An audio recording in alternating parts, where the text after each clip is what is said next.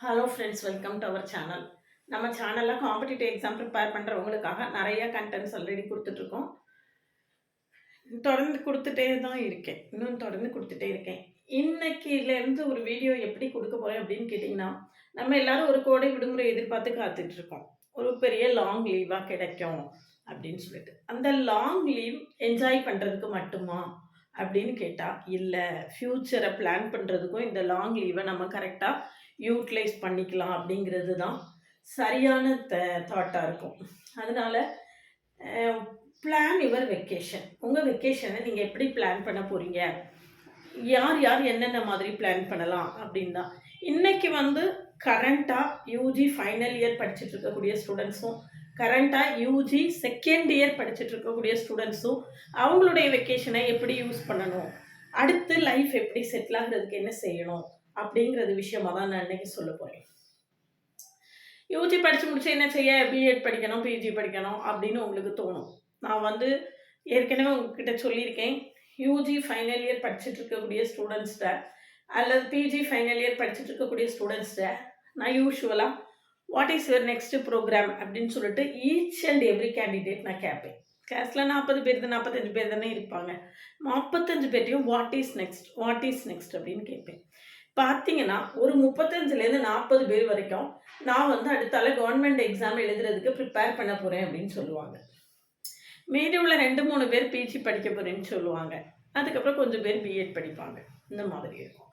அதிக பேர் காம்படிட்டிவ் எக்ஸாமுக்கு ப்ரிப்பேர் பண்ணிட்டு போகிறேன் அப்படின்னு சொன்னால், இன்னைக்கு பார்த்தீங்கன்னா ஒரு ஸ்டேஜில், இதுக்கு கொஞ்சம் முன்னால் உள்ள ஸ்டேஜில் எப்படி இருந்ததுன்னா, பிஎஸ்சி மேத்ஸை ஜாயின் பண்ணி படித்தோன்னா காம்படிட்டிவ் எக்ஸாம் ப்ரிப்பேர் பண்ணுறதுக்கு அது ரொம்ப ஹெல்ப்ஃபுல்லாக இருக்கும் அப்படின்னு நினச்சி நிறையா பேர் அதை படித்தாங்க. நிறையா பேர் அதை படித்தாங்க, அது இது பண்ணாங்க, நிறையா பண்ணாங்க. எவ்வளோ பேரை சக்ஸஸ் பண்ணாங்க அப்படின்னு பார்த்தா, இன்றைக்கும் பிஜிடிஆர்பி 50,000 பேர் எழுதுகிறாங்க அப்படின்னா இன்னும் வேலை கிடைக்காம அலைஞ்சிட்டே இருக்காங்கன்னு அர்த்தம். 50,000 பேர் மட்டும்தான் எம்எஸ்சி மேத்ஸ் முடிச்சுட்டு வேலை கிடைக்காம இருக்காங்களான்னு கேட்டால் அதையும் தாண்டி நிறைய பேர் இருக்காங்க. சிலர் வேண்டாம் இனிமேல் என்னத்துக்கு அப்படின்னு ஒதுங்கிடுறவங்க இருப்பாங்க. சிலர் அந்த சிலர் வேணாம்னு ஒதுங்கினவங்களே சில ஆயிரக்கணக்கான பேர் இருப்பாங்க. அது பற்றி 20,000 பேருக்கு மேலே இருப்பாங்க. அந்த மாதிரி இருக்கும். ஏஜ் பாராக இருக்கும். இந்த மாதிரி நிறைய விஷயங்கள் இருக்குது அதுக்கு பின்னால். அப்படியெல்லாம் இல்லாமல் லாங் ஸ்டாண்டிங்காக நான் அடுத்தால என்ன பண்ணேன் 10,000 15,000த்துக்கு சம்பளத்துக்கு வேலைக்கு போயிட்டு அதில் அங்கே அடியும் உதையும் மிதியும் பட்டுட்டு ஐயோ எப்படியாவது கவர்மெண்ட் எக்ஸாம் பாஸ் ஆகி கிளியர் பண்ணணுமே அப்படின்னு சொல்லிட்டு ப்ரிப்பேர் பண்ண ஆரம்பிக்கிறதுக்கு பதிலாக, நீங்கள் யூஜி தேர்ட் இயர் அல்லது யூஜி செகண்ட் இயர் படிச்சுட்டு இருந்தீங்கன்னா இப்போவே செட்டில் ஆகுறதுக்கு என்ன உண்டோ அதுதான் ஐஐடி ஜாம். ஐஐடி ஜாம் அப்படிங்கிறது என்ன அப்படின்னா, ஐஐடியில் போய் பிஜி பண்ணுறதுக்கான என்ட்ரன்ஸ் எக்ஸாம். IIT jam. ஐஐடியில் போய் பிஜி பண்ணியாச்சு, பிஜி வித் பிஹெச்டியே பண்ணிக்கலாம். ஐஐடியில் போய் காலடி எடுத்து வைக்கிறதுக்கே முன்ஜென்மத்தில் ஏதாவது கொடுப்புன்னு இருந்தால் தான் நடந்திருக்கும். அப்போது ஐஐடியில் போய் நீங்கள் பிஜி ஜாயின் பண்ணிட்டீங்கன்னா அதுக்கப்புறம் லைஃப் எப்படி செட்டில் ஆகும் அப்படின்னு சொல்லிட்டு நீங்கள் என்ன செய்ய வேண்டாம், ஒரி பண்ண வேண்டாம். அது தானாகவே அவங்க செட்டில் பண்ணி விட்டுருவாங்க. அந்த அளவுக்கு பிளேஸ்மெண்ட்ஸ் இருக்கும், அந்த அளவுக்கு உங்களுடைய எக்ஸ்போஷர் இருக்கும். அதனால யூஜி செகண்ட் இயர் அல்லது யூஜி ஃபைனல் இயர் படிச்சுட்டு இருந்தீங்கன்னா this is the right time. இப்போ நீங்கள் உங்கள் ப்ரிப்பரேஷன் ஆரம்பிங்க. ஒரு 1 இயர் விகரஸ் ப்ரிப்பரேஷன் இருந்தால் மட்டும்தான் இந்த எக்ஸாமை கிராக் பண்ண முடியும். அதனால this is the right time. இந்த வெக்கேஷனில் பிளான் பண்ணுங்கள். ஏப்ரல் மாதம் படிக்க ஆரம்பிக்கிறீங்க, மார்ச் மாதம் ஜாயின் பண்ணுறீங்க, இப்போ இருந்து படிங்க. ஃபெப்ரவரியில் எக்ஸாம். இது லேசான எக்ஸாம் கிடையாது. ஐஐடியில் போய் படிக்கிறதுனா சாதாரண விஷயம் கிடையாது. அதனால இப்போ இருந்து படிக்க ஆரம்பிங்க. என்ன செய்யலாம், நம்ம 2025 ஃபெப்ரவரி 2025 ஃபெப்ரவரிக்கு இப்போவே அப்படின்னு தயவு செய்து நினைக்காதீங்க. ஏன்னா அந்த அளவுக்கு கண்டென்ட் இருக்குது. எப்படி இருக்குது அப்படின்னு பாருங்கள். கண்டென்ட் அந்த அளவு இருக்குது. குவாலிஃபிகேஷன் எனி டிகிரி தான். டிகிரி முடிச்சுட்டு பிஜி படிக்கிறதுக்கான எக்ஸாம் இல்லையா, டிகிரி வித் 55%. ஆனால் நீங்கள் என்ன செய்யலாம் அப்படின்னு கேட்டிங்கன்னா, தேர்ட் இயர் படிச்சுட்டு இருக்கும்போதே இந்த எக்ஸாமை எழுதலாம். தேர்ட் இயர் படிச்சுட்டு இருக்கும்போது எழுதலாம். நீங்கள் இப்போ செகண்ட் இயர் யூஜியில் இருந்தீங்க அப்படின்னா இப்போ இருந்து நீங்கள் உங்கள் ப்ரிப்ரேஷனை ஸ்டார்ட் பண்ணுங்கள். நிச்சயமாக என்ன செய்யலாம், அச்சீவ் பண்ணிடலாம். ஒருவேளை நீங்க யூஜி 3rd இயர்ல இருந்தா கூட, லோக்கல்ல எம்எஸ்சி படிக்கிறத விட 1 இயர் பிரேக் எடுத்து இத ப்ரிப்பேர் பண்ணி நல்லா இது பண்ணி எழுதிட்டு, நேரா ஐஐடில போய் அடுத்த வருஷம் ஜாயின் பண்றது, இத விட பெட்டர். அப்ப இதுவாக இருக்கும். இல்ல, இத யூஜி டிகிரி வித் 55% ஜிடினா ஜெனரல் டைம் ஓசிக்கு, மற்றவங்களுக்கு 50%. எக்ஸாம் பேட்டர்ன் என்ன அப்படின்னு பார்த்தீங்கன்னா, செக்ஷன் ஏல 10 கொஸ்டின்ஸ், ஒரு கொஸ்டினுக்கு 1 மார்க்கு, 10 மார்க்ஸ் இருக்கு. அதுல நெகட்டிவ் மார்க் 1/3. 1 மார்க்குக்கு 1/3 நெகட்டிவ் மார்க். எம்சிக்யூ இது எல்லாமே எம்சிக்யூ தான். 20 கொஸ்டின்ஸ் 2 மார்க்கு, 40 மார்க் டோட்டலா. இது 2 மார்க்குக்கு 2/3 நெகட்டிவ் மார்க். செக்ஷன் பில எம்எஸ்கியூ. எம்எஸ்கியூனா multiple select question. More than 1 option அங்க கரெக்டா இருக்கும். நீங்க மோர் தென் 1 ஆப்ஷனை செலக்ட் பண்ற மாதிரி இருக்கும். அதுல நெகட்டிவ் மார்க் கிடையாது. செக்ஷன் சி வந்து என்ஏடி நியூமரிக்கல் ஆன்சர் டைப். அது வந்து ஃபில் இன் த பிளாங்க்ஸா இருக்கும். அதுக்கும் உங்களுக்கு என்ன செய்யாது, நெகட்டிவ் மார்க் கிடையாது. இதுல என்னென்ன சிலபஸ் அப்படின்னு பாத்தீங்கன்னா, real analysis, multivariable calculus, differential equations, linear algebra, abstract algebra. Real அனாலிசிஸ்க்கு எஸ்கே மாப்பா, எஸ்சி மாலிக்.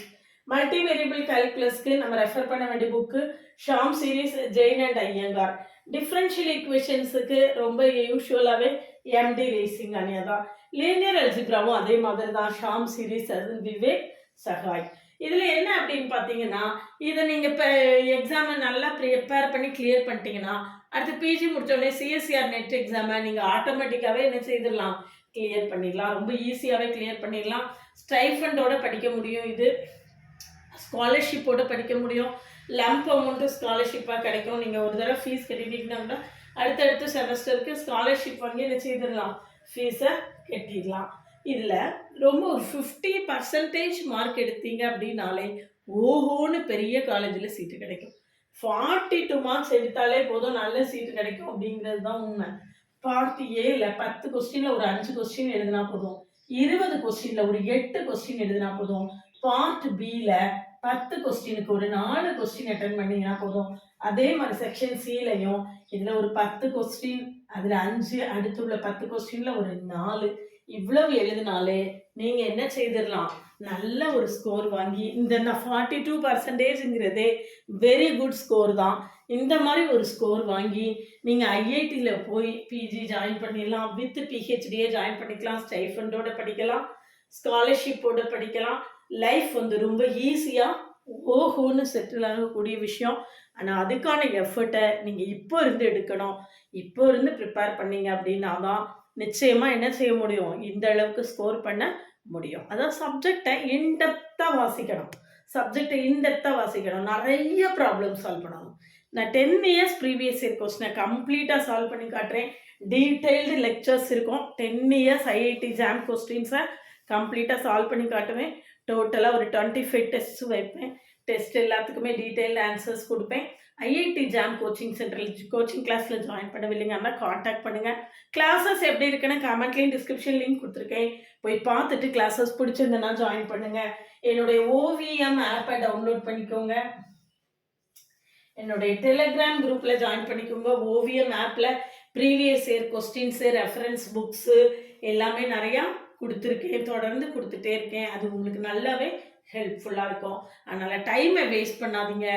இளமையில் கல், அதுதான் ரொம்ப முக்கியம். இப்போ படிச்சிருங்க.